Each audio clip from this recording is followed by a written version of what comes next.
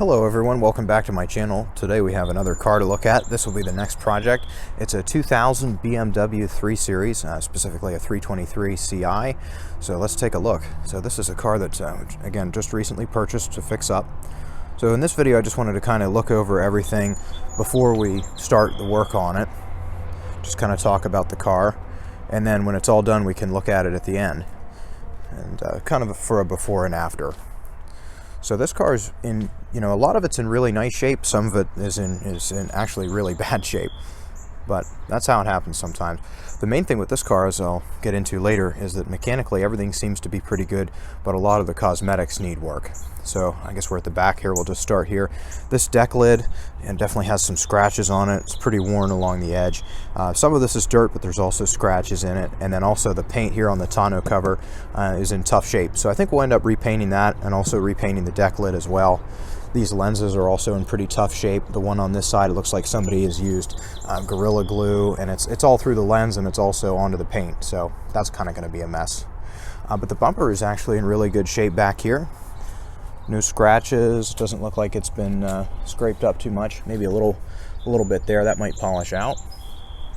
Not a lot of dings over by the fuel filler door there, so that's good.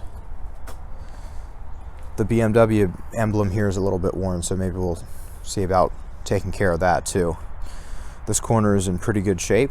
See if we can get a new antenna. That's a little scraped up there, kind of tattered. As you'll see, the wheels and tires on this car are in really nice shape all around, and they actually have pretty decent tread on them as well. Going down the side of the car, everything's nice and clean, no rust, no huge scrapes. This door handle is a little bit worn on the inside, no big deal, but we might end up painting that as well. There are a couple dings. There's one here and one down here. Those could be pulled, possibly, depending on how things go. The hood is in nice shape, no dings or dents there, no scrapes. Coming around to the front, again, the bumper is in really nice shape. The headlamps, they're not brand new, but they're really nice and clean for a 20-year-old car, 21 years old. And it's kind of the same on this side, nice and clean the whole way down, with the exception of this. So I guess something happened to the mirror. So this is, I guess the mirror got ripped off. This part isn't painted, and I don't think it's a powered mirror. So we'll look into that as well. So from the outside, this looks like a pretty nice car. Sorry about that, I had a phone call come in and the video got cut off. What I was getting at, so from the outside, this looks really nice and in good shape. It goes downhill a little bit from there, at least cosmetically. On the inside, we're missing these flaps on the back, both sides. We'll have to deal with that. The back seat is in pretty nice shape. The leather's a little bit worn, but I think it can be cleaned up. And again, it's perfectly acceptable from a car of this age. And we're also missing a trim piece here. We're still kind of cleaning up the carpets and everything. This car did need a bit of cleaning. This is kind of the worst of it right here, in my opinion. This driver's seat is kind of torn up. There's a bunch of areas here where the paint is just rubbed off, and the leather is just in tough shape. It's not super ripped, but wow, this bolster is pretty bad. So still thinking of what we're going to do exactly for that, and that'll take a little bit of time to figure out. These seats are pretty cool though. They have memory. They do adjust the backrest forward and backwards, and they also raises the headrest up and down, and the seat belt follows with it. And then the whole seat will move forward and backward and up and down, so a very adjustable seat. To get into the back, you lift this lever up and the seat folds forward.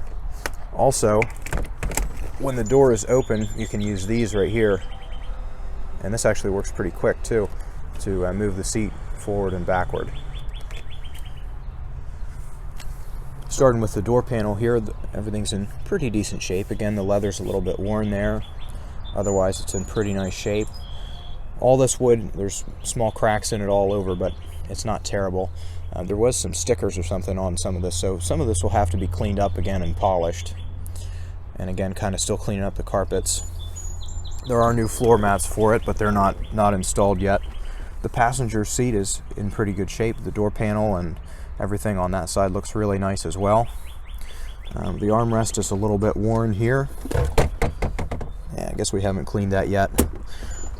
We're missing another piece here as well. Actually, the shifter is in really nice shape. This kind of just needs a good cleaning. But this in here, both of these look pretty rough. We'll have to think of a solution there. The climate controls are in good shape there. We did get a factory radio to go back in. I guess somebody had put in an aftermarket radio, which kind of deactivated the controls on the steering wheel. So the steering wheel is actually in pretty good shape.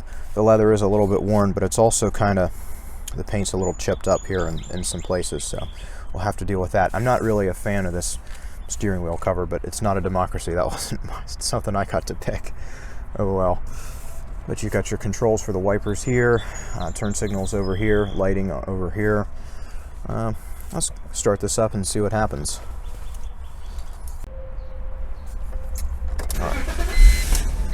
All right, there we go.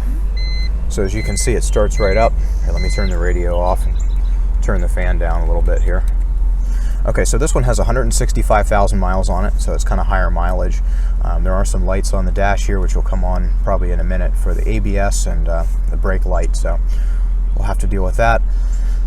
Other than that, nothing too major here. So this, let's take a look under the hood here. This one has a 2.5 liter straight six and a 5-speed automatic, and it does have a sport mode and a shiftable gate over to the left. And by the way, this is pretty cool. So you've got window switches for all 4 windows, obviously, and then also this switch here, which runs all 4 at the same time. So that's kind of cool. That reminds me a lot of a Saab, actually. I don't know who invented that or whose idea that was first, but I think that's a feature that a lot of cars should have. That would be pretty cool. So opening the hood, you pull the release inside, and then you have this little lever here, which you can lift up. Everything's nice and clean and proper underneath. One thing I found interesting right away is this is the reservoir for the wiper fluid, which is kind of odd. Usually they're a little bit lower down in the car. But this engine runs great. Everything's nice and smooth, which we'll see when we take it out on the road. So overall, not a bad car. It just needs a lot of TLC, a lot of little things. I'm not saying that little things don't add up. I think actually sometimes a lot of little things are worse than one major problem on a car. But this will be kind of a fun project for the summer, and especially being that it's a convertible. Now before we go for a drive, I am going to put the top up. It's 53 out right now, but it'll be a little bit hard to film and talk at the same time. So let me just demonstrate that. So here's how you run the top, and I'll put the seat here on there as well. But you have this button to close it, this button to open it. So we'll go ahead and press the button.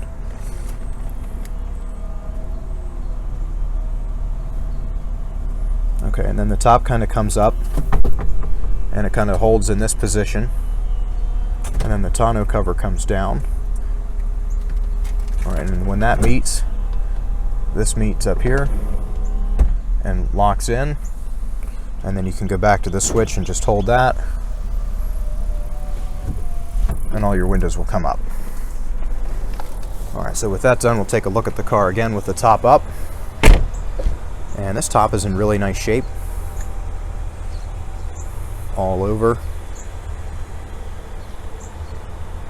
And this one is actually pretty well insulated as well. A lot more like a Mercedes than like a Saab or something like that. I guess that's no surprise. It fits pretty tight. You know, you can always tell if a top shrunk based on, you know, at least in my opinion, on how much of the weather strip you see. This one is pretty good. Pretty good. Not all ripped up where it folds. It's in pretty nice shape. And you do have a glass rear window, which I really like. That way you get the heated function of that. All right, let me pop open the gate and we'll go for a ride. Before we leave, this car does have a nice stereo, 8 speakers. So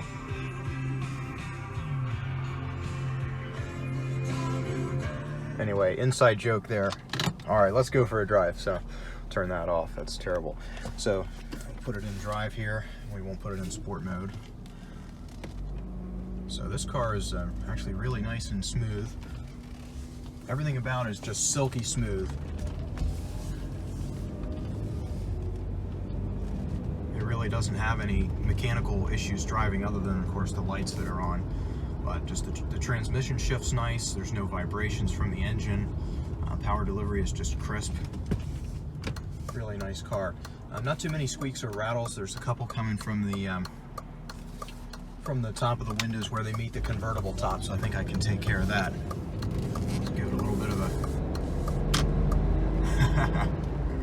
It's not super fast. It's definitely not one of the fastest cars I've driven, but it's just so super refined and silky smooth. It's unbelievable. This is a car that I've wanted to drive for a really long time. I always like these cars, so being able to drive one, especially in the convertible form, is just really cool. These cars were built from 1997, well, the E46 I should say was built from 1997 to 2006, and I was born in 1998, so these cars were definitely, you know, on the road when I was young and kind of getting into cars and things, and you know, just how cool. But yeah, everything drives really nice.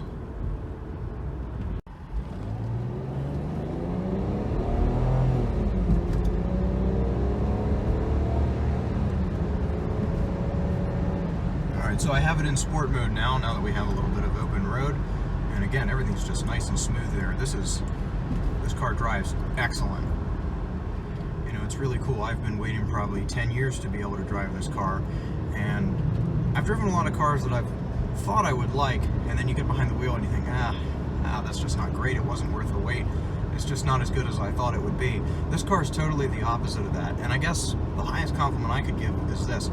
I like this car so much, I just keep it and drive it the way it is. That's how much I like it. And I know it's not as nice as maybe the CLK and such, and I really do have a soft spot for Saabs, but you know, this car is in such, it's not in such good shape overall, and I'm such a fussy person. People that know me know that I like everything to be perfect and have everything, you know, just absolutely perfect inside and out with a car. So to be able to like this car so much in spite of its flaws, I mean, that's just how great I find it to drive. This is pretty neat. So again, here we do have a shiftable gate. So let's see if downshift here, and immediately it goes right down. This feels great around these corners. And again, this is a fairly smooth road, but not really any squeaks or rattles. Everything's nice and smooth, proper, just as it should be. So again, even though this is kind of a rough car cosmetically, I think it's worth it because of how well it drives. And that's the thing with these flips and these projects, is that, you know, you're never going to have, right, they're always a little different. No two cars are the same. You're never really going to have one that's exactly like another, but you do try to look for ones that you could make make work. And that's the one thing about what I do, is with the Saabs, that's not really done for financial gain. That's done because I like those cars. But a car like this, I do feel like this has potential to once again become a really nice usable car. Give it another little go here.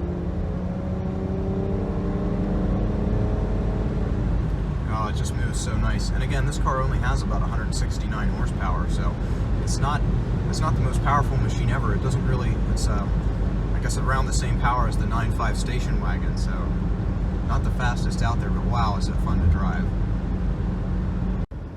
So there you have it. That's a quick tour of this new to me 2000 BMW 323 Ci project. If you're not subscribed, consider subscribing. I have a couple projects going all the time. I also document my ownership of a couple different cars, specifically Saabs, and I also try to film reviews and tours of neat cars that, you know, my friends and people that will allow me to take vehicles out to film and to drive. So thanks for watching.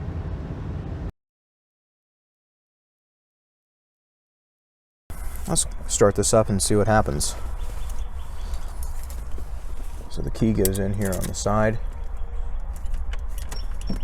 If I can get it. I'll just do it with my right hand here. Let's try that. Now, we'll have to redo that. I'm not sure why I'm having an issue with that.